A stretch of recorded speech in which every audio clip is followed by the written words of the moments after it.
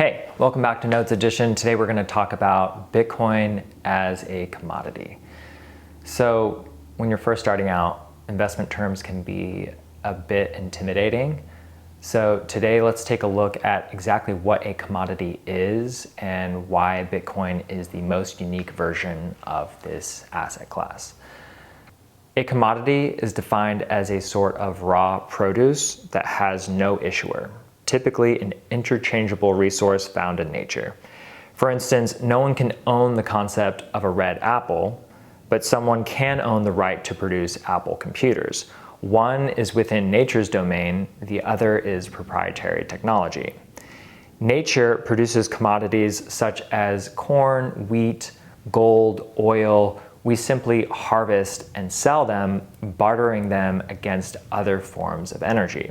Stocks, bonds, and real estate, on the other hand, are man-made agreements, shares distributed from a central man-made source.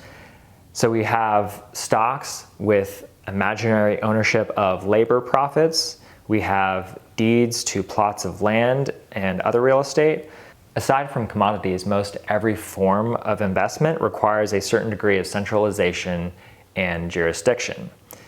Bitcoin is the first digital commodity that is both man-made and made from nature. Its jurisdiction is the internet itself.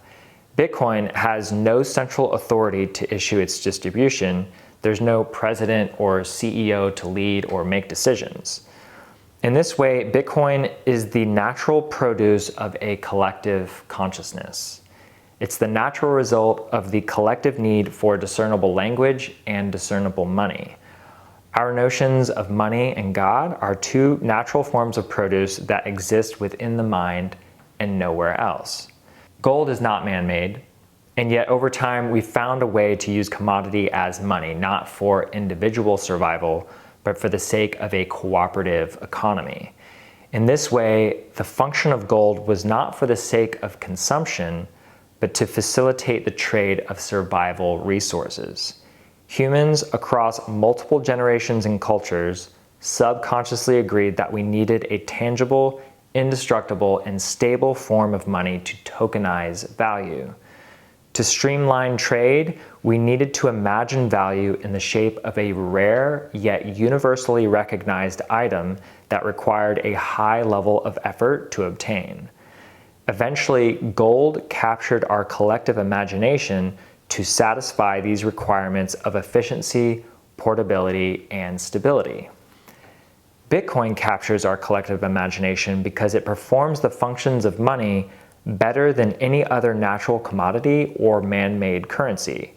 It tokenizes imaginary value in the same way gold has, yet it retains this network of value over the internet.